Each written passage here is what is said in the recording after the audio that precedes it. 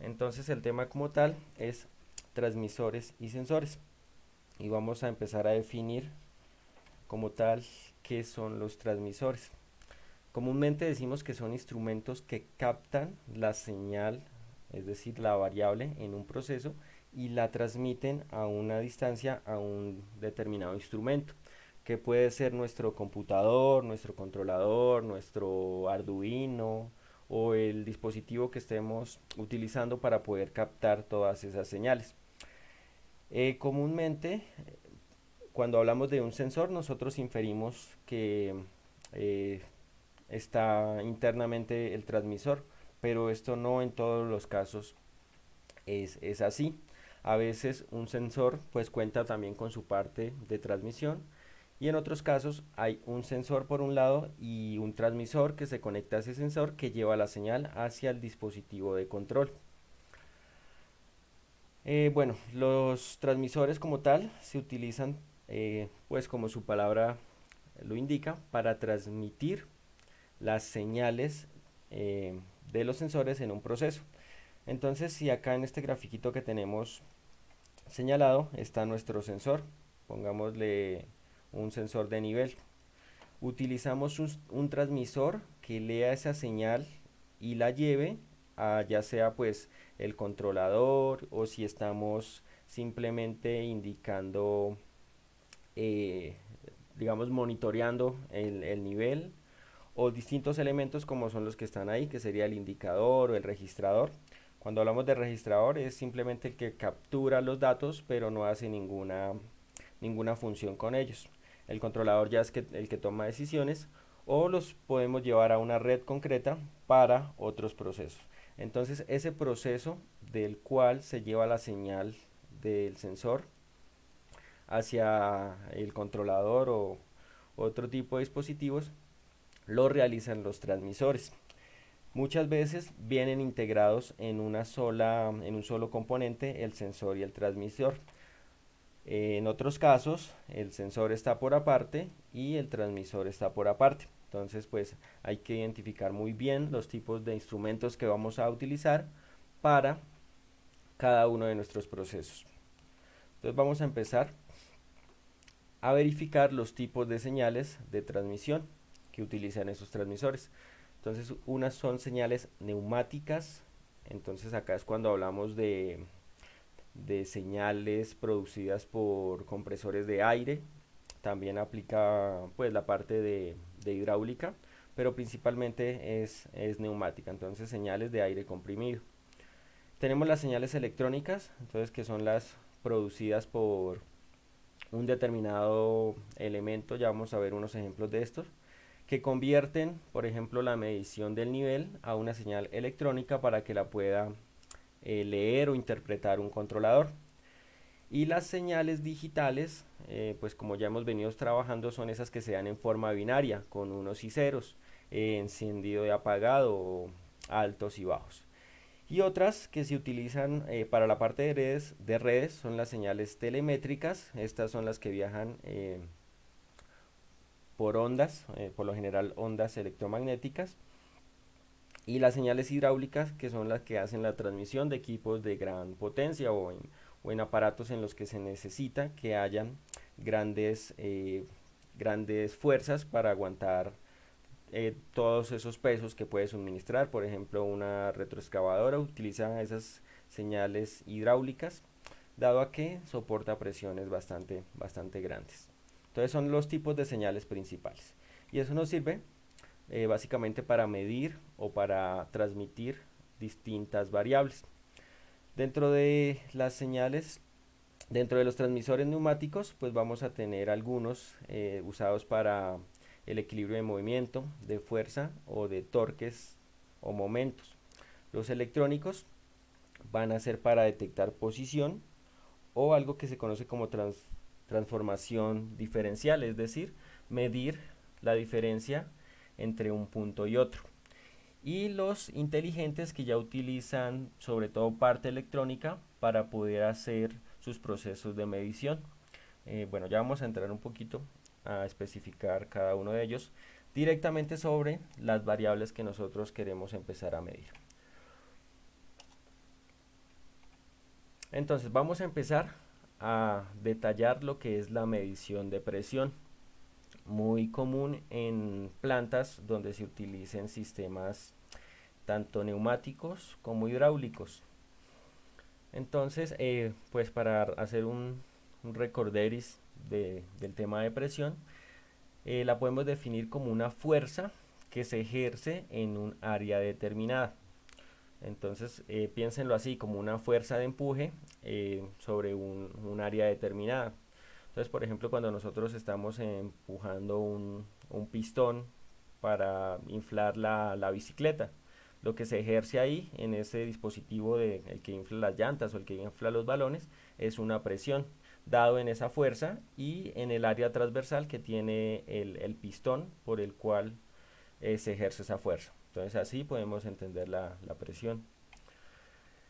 Normalmente para medir la presión, pues según el sistema de medidas que estemos utilizando, vamos a tener los PSIs o kilogramos sobre centímetros cúbicos o los pascales, son nuestras unidades fundamentales. Entonces esto es en el sistema inglés y en el sistema internacional utilizamos los pascales. De pronto pues ustedes en, en sus sectores han escuchado que pues están midiendo una presión determinada en pascales o en PSIs, por ejemplo.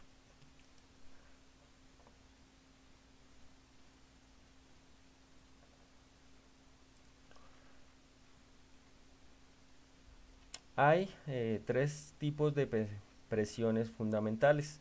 Yo no sé, de pronto lo han visto en otros cursos. Esto está pues muy dado a la parte mecánica o a la parte de la física.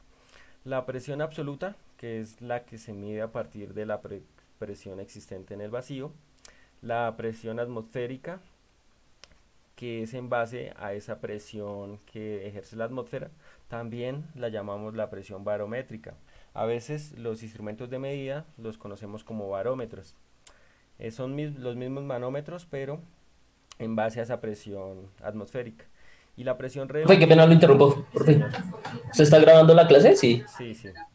Ah, listo, profe, para que la suba. Gracias, qué pena, lo molesto.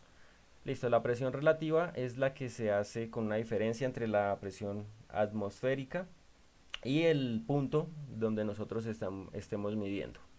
Bueno, ahí solamente para recordar, esos son los tipos de presiones que tenemos comúnmente. Y depende de eso, pues vamos a tener distintos artefactos o distintos instrumentos para medir o para transmitir esas medidas de presión. Los más comunes o los más utilizados son los manómetros. Entonces siempre que nosotros eh, vayamos a comprar un aparato de medición de presión, nos van a ofrecer inicialmente un manómetro. Tenemos otros que son los presostatos, que lo que se encargan es de interrumpir una presión determinada, y los otros son los transmisores de presión. Vamos a ver cada uno y el principio de funcionamiento. Entonces, los manómetros, pues tenemos de tipo analógico, como este que está acá, y los manómetros de tipo digital. El proceso de funcionamiento es exactamente el mismo para los dos. Esta rosquita que está acá es la que nosotros insertamos allá en las instalaciones de los tubos que queremos medir la presión. Y según pues la presión que esté presente, digamos que va a ejercer una fuerza hacia arriba, y según esa fuerza va a hacer que esta agujita se mueva, indicándonos a cuánto equivale la presión pues en una tubería determinada o en el lugar donde estemos midiendo la presión. Entonces, los que son digitales pues utilizan una serie de dispositivos electrónicos para poder hacer la conversión y que la podamos ver en la pantalla. Aunque no lo parezca, son más precisos los analógicos que los digitales, pero eso depende también de la calibración de los dispositivos, algo de lo que hablamos la clase pasada.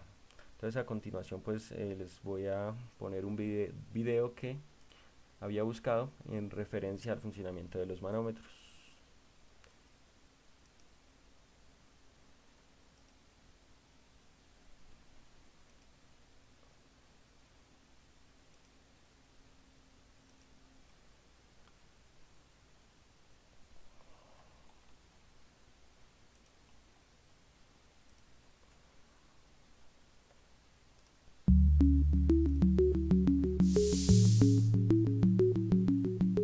En la instrumentación industrial se utilizan dos tipos de manómetros diferentes: los manómetros de tubo Bourdon y los manómetros de membrana. Estos dos tipos de manómetros tienen principios de funcionamiento distintos y por lo tanto son apropiados para diferentes aplicaciones. En los manómetros de tubo Bourdon, la presión se mide a través de un muelle tubular que transmite la presión a la aguja a través de un mecanismo. Los manómetros de tubo Bourdon se pueden utilizar en un amplio abanico de situaciones y cubren la mayor parte de aplicaciones. Los manómetros de membrana son los adecuados cuando los manómetros de tubo Bourdon llegan al límite de sus características técnicas. En los manómetros de membrana, la presión se transmite a un tirante a través de una membrana ondulada. Este tirante transmite la presión al mecanismo de la aguja. Los manómetros de membrana son los idóneos, por ejemplo, para la medición de bajas presiones.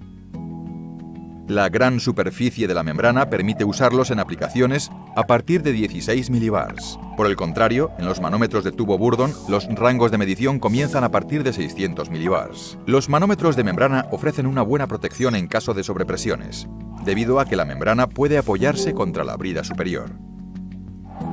Los manómetros de membrana de Vica están equipados de serie con una protección contra sobrecargas 5 veces el fondo de escala.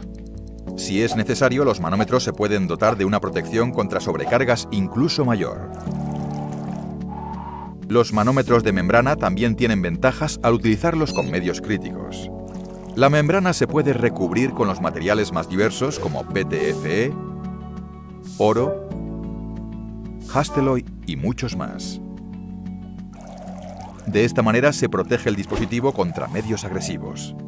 Opcionalmente, la brida inferior también se puede revestir de un material especial.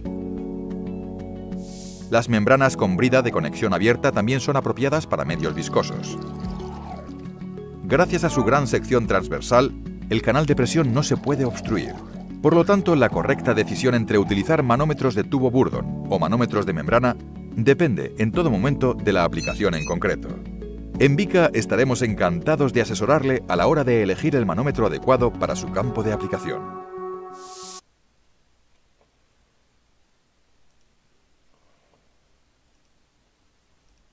Entonces, pues ahí como vieron, se especifica un poco el eh, principio de funcionamiento de los manómetros. ¿Sí pudieron ver el video? Sí, profe. Listo. Sí, profe. Y lo escucharon, ¿cierto? Sí, señor. Perfecto. Listo.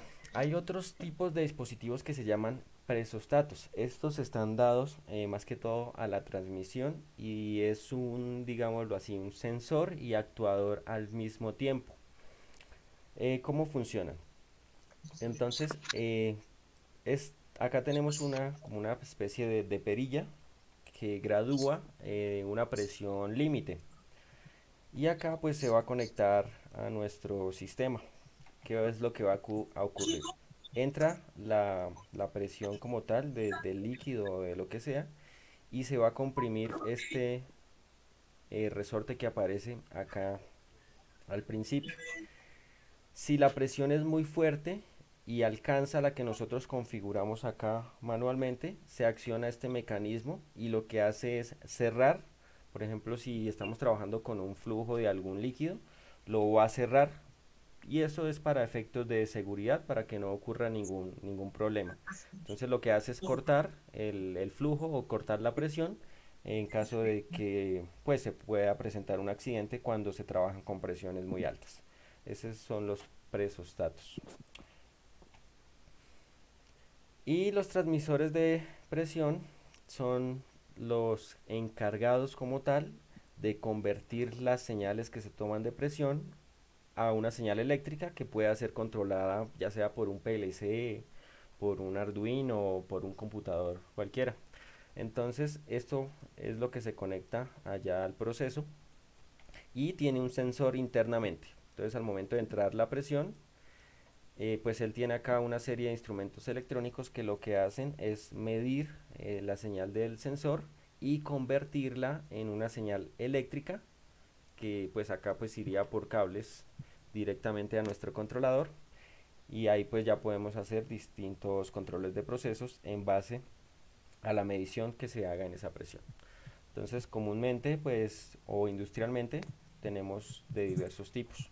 Estos sí son muy comunes encontrarlos en los procesos industriales, ya que muchos procesos trabajan a base de control de presiones y son pues un poco costosos dado a que son muy robustos y ofrecen como muchas características. Entonces se puede tanto medir, digamos los que tienen pantalla muestran los niveles de presión y los que no tienen pantalla pues directamente envían la señal y la veríamos ya sea pues en una pantalla externa o en un computador, pero pues por lo general se encuentran con pantalla. Entonces estos son los dispositivos de medición y transmisión de señales de presión. Ahora vamos a hablar de los medidores de nivel. También son muy comunes en diverso tipo de industrias. Entonces para recordar un poco lo que son los transmisores de nivel o el tema de nivel es pues básico, ¿no? Poder identificar de una manera volumétrica la cantidad de material que se encuentre ya sea en un tanque o en una caldera. Y estos medidores de nivel son muy robustos también, hay de varios tipos que ya los vamos a ver según la tecnología que emplean.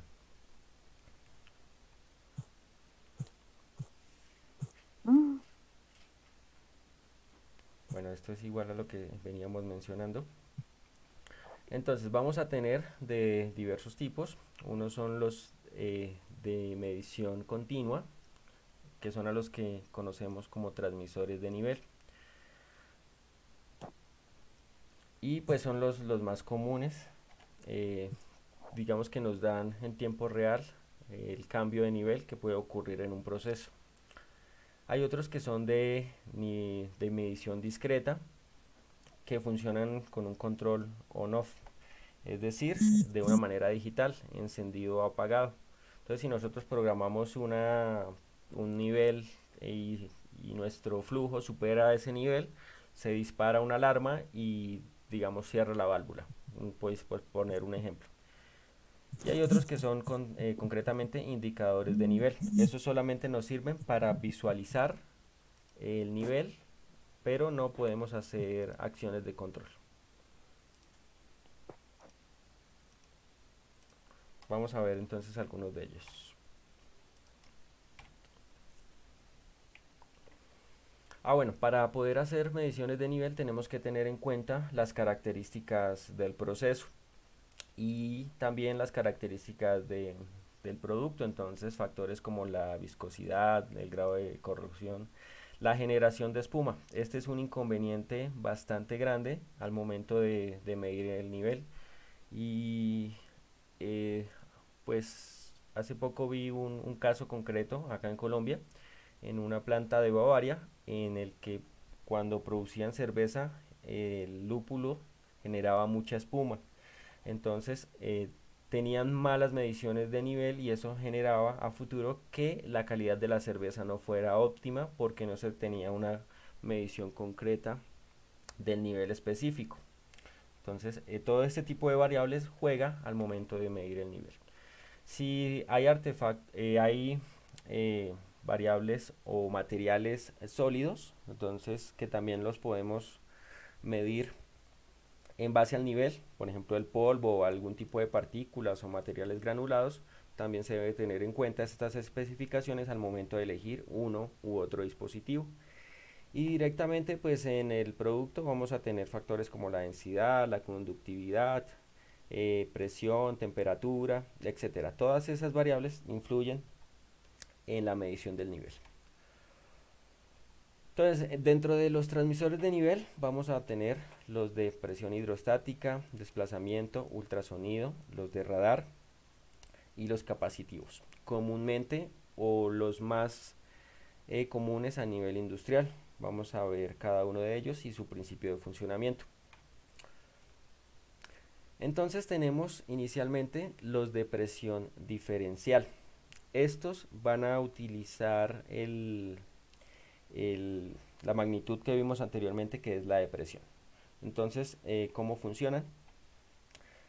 Tienen dos dispositivos, digamos acá este es nuestro proceso, es un tanque, en este caso pues está cerrado y tiene un líquido adentro, que es el que queremos determinar el nivel.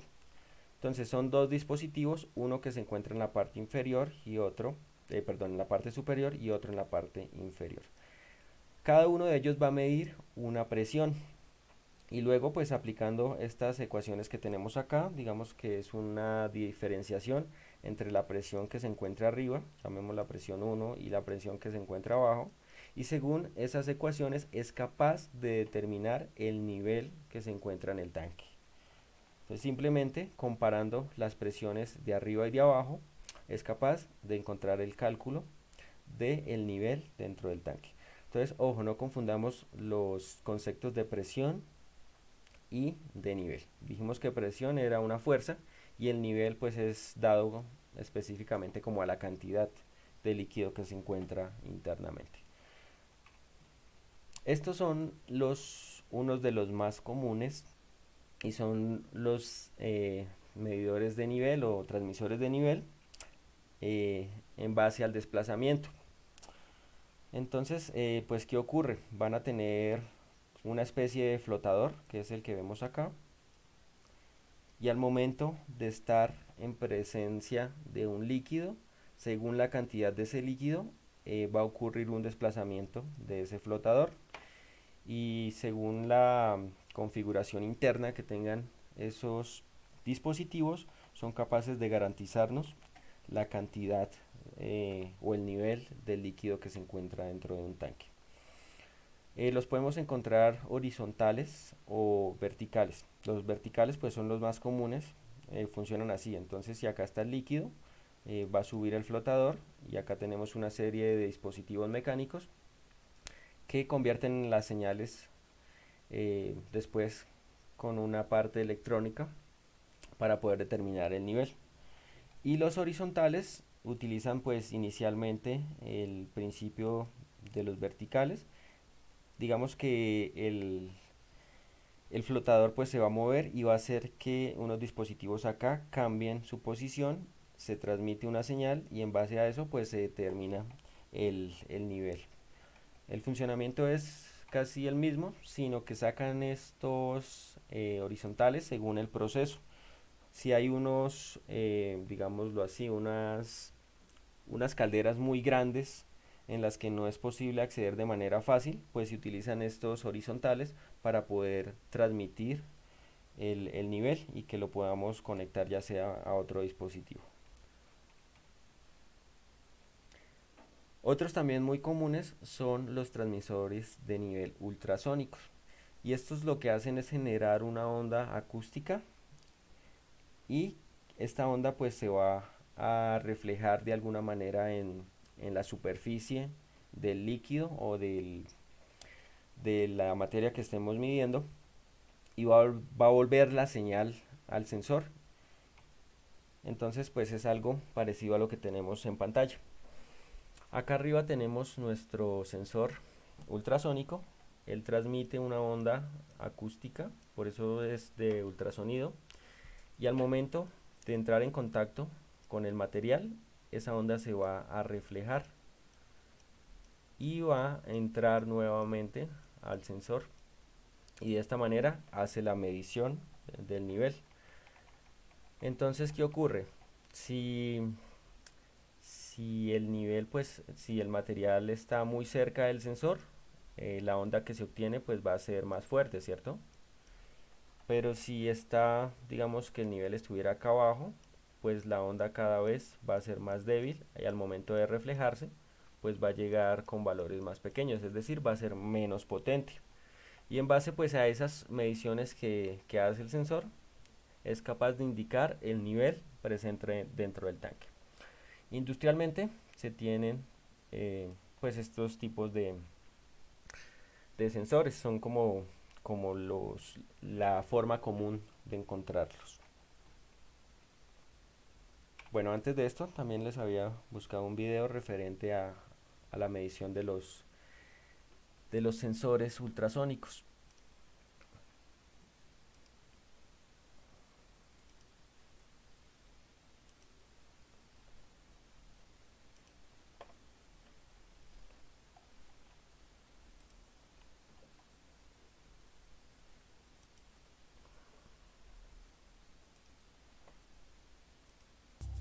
empezando, como muestra el instrumento, determinando la calibración de vacío. La calibración de vacío E determina la distancia entre el punto de referencia, en nuestro ejemplo el punto más bajo de la hebrida, y el nivel mínimo. Seleccionamos la distancia de vacío de 4,865 metros y confirmamos con la tecla E. ¿Ya lo subiste ya al cuadro? Determinaremos la distancia de llenado en el parámetro calibración de lleno, definido como la distancia entre el nivel mínimo y el máximo. En nuestro ejemplo, hemos seleccionado un rango de 4,5 metros. Los martes de cada semana. Los siguientes 3 menús nos darán información acerca del nivel medido, la distancia y la calidad de la señal. Para conseguir los mejores resultados posibles en la medida, recomendamos la supresión de los falsos ecos, idealmente con el tanque vacío. Para ello, hay que acceder al parámetro mapeado y presionar la tecla E nuevamente. Aquí encontrará la opción tanque vacío.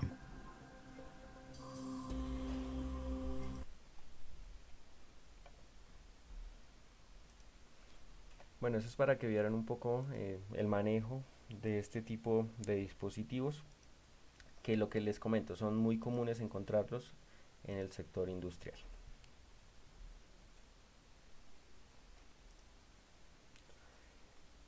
Hay otros tipos de transmisores de nivel que son los de radar. El principio de funcionamiento es muy parecido al ultrasónico, pero van a usar, en vez de señales acústicas, señales microondas. Entonces, pues si han escuchado por ahí el funcionamiento de los radares, ya sea en submarinos o en torres de control, ustedes saben pues que ellos transmiten unas microondas y cuando encuentran un obstáculo son capaces de determinar la posición. Ocurre aquí algo parecido al momento de hacer la medición de nivel. Entonces pues van a reflejar una onda de tipo pues de esas microondas. Esas son infrarrojas por lo general, y según el obstáculo que encuentren, que en este caso sería el nivel, pues son capaces de determinar la cantidad o el nivel dentro del tanque. Es muy parecido a, no sé si alguna vez vieron el funcionamiento de los sensores Kinect del Xbox, que utilizaba también ondas infrarrojas y con eso era capaz de determinar la presencia de un obstáculo como tal. Comúnmente en la industria los vamos a encontrar de esta manera. Deben tener como una superficie plana para poder hacer la distribución de las ondas infrarrojas. Y otro tipo que tenemos son los capacitivos. Entonces recordemos el principio de funcionamiento de un capacitor. Eran dos placas metálicas y en el intermedio había algún tipo de material que era capaz de almacenar energía. Entonces ocurre acá algo parecido, pero se van a ayudar, pues lo que se utiliza acá es digámoslo así, como una varilla metálica. Entonces se van a ayudar de la pared del tanque o de la caldera y son capaces de calcular la capacitancia entre, digamos, esa varilla y la pared de la caldera. Entonces pues ellos mediante esa misma varilla calculan la capacitancia y en base a la capacitancia, utilizando pues otro tipo de ecuaciones, son capaces de calcular el nivel. Porque ¿qué ocurre? La capacitancia va a variar según la cantidad de líquido o de materia que haya dentro del tanque. Es decir que si hay más material dentro del tanque, la capacitancia va a ser mayor, y si hay menos material, la capacitancia va a ser menor, y bajo ese principio pues son capaces de determinar el nivel. Listo chicos, entonces yo creo que no alcanzamos a revisar el otro temita porque ya se nos acabó esta primera parte.